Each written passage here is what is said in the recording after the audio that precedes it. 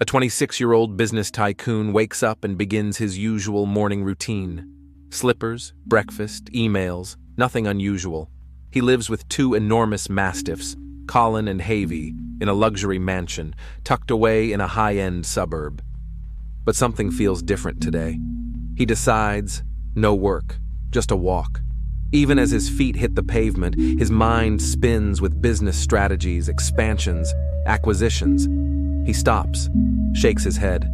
Enough, he whispers. At the park gate, an old man crouches beside a bucket. The tycoon walks over, pulls 5 crisp notes from his wallet, and drops them into the bucket. "Thank you," the man says with a tired smile. From the side, a voice cuts through the air. "You shouldn't have given him money. He's always there. Same story every day." The tycoon smiles awkwardly. He hasn't had a normal conversation in years. His world has been lawyers, mergers, war rooms. This, human contact, feels foreign. He sits on a nearby bench, watching life unfold. Couples stroll, dogs play, laughter, everyone wrapped in their own little worlds. Then she arrives. Long legs, a dress just above the knees, hair flowing like silk. She crouches beside the homeless man, one hand pressed modestly against her chest, the other placing something in the bucket. As she stands, their eyes meet. Green, bright, electric. She walks past and sits a few feet away. His heart pounds, a decade without a single thought of love, and now he's drowning in it. Even the dogs whimper beside him, as if to warn him or maybe agree. He stands, walks toward her. Every step raises his heart rate. Not fear, but something older, something primal, something that had been buried for a decade. "Hi, I'm Griffith." "Hey, Miranda. I've never seen such beauty in my life." She smiles. "That's sweet. Thank you." They exchange awkward words. She laughs. He calls the dogs. "They're my best friends." She pats them. "Well trained." "Not by me. I hired a trainer." He looks at her. "Look, I won't waste your time. You're beautiful. I'd like to take you out. Can I have your number?" She tilts her head. "You seem like a man who always gets what he wants. Not my type." He pulls back. "Sorry. Didn't mean to bother you." She grins. "Griffith, I'm joking, of course you can. Wow, you give up easy." He smiles.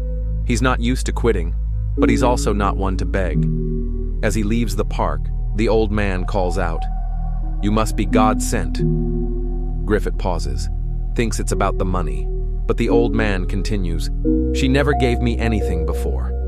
Always passed me by, even warned others not to. But today, she changed. After seeing you. I've seen a miracle, don't let her slip away." Griffith walks away, a polite smile on his face. But something feels off, something unsettling. What just happened? Was it attraction, coincidence, kindness, or something much deeper? That moment was not accidental. It was intentional, subconscious, powerful. What Griffith experienced was something ancient, something primal. It's called mirroring, the most powerful form of nonverbal manipulation. And when it's paired with beauty, it becomes something else entirely. A weapon forged from sexual desire. And that is where Brahmacharya emerges. In Sanskrit, Brahma means ultimate reality. Charya means conduct or path. Brahmacharya is not just celibacy. It is spiritual warfare. The conscious discipline to master desire, body, mind, impulse. It's found in Hinduism, Buddhism, Jainism, but no religion owns it. It's a law of the soul.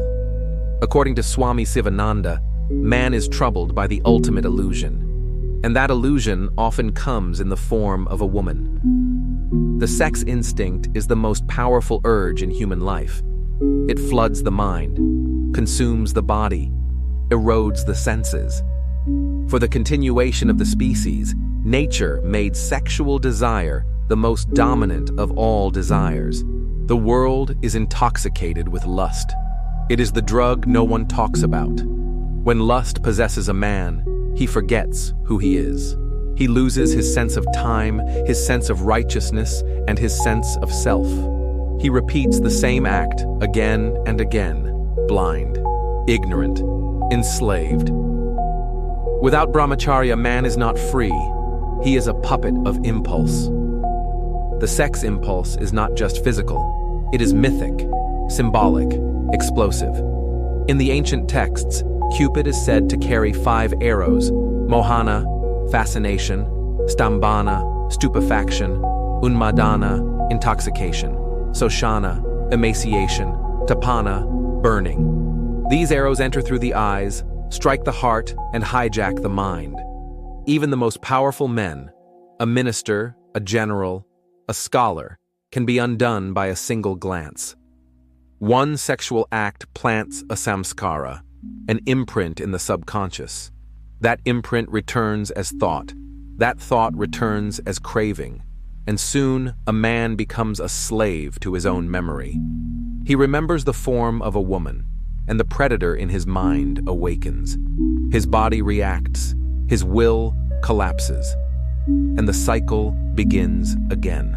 A mind that has once tasted lust will follow its scent like a beast in heat. He may immerse himself in work. He may drown himself in knowledge. But without brahmacharya, there will come a quiet day, a relaxed moment, and the arrows will find him. Imagination, emotion, impulse. Together, they ignite the craving, a burning that spreads from the mind through every nerve in the body. A true brahmachari has no thoughts of sex, not even in dreams, not even when faced with a naked woman. His mind is undisturbed, unshaken. He does not flinch, he does not itch. To him, a beautiful girl, a child, and an old man are all the same. Just colors, just forms. No desire, only stillness. That is brahmacharya. But to reach that state, one must fight against the current of nature. Again and again, the rope snaps. The man falls. Desire returns. But the Brahman rises again, meditates, trains, endures.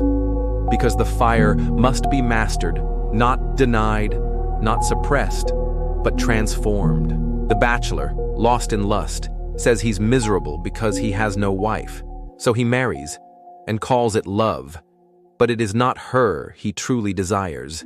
It is the idea of her, the warmth of her thighs, the softness of her lips, the fantasy he projected onto her form.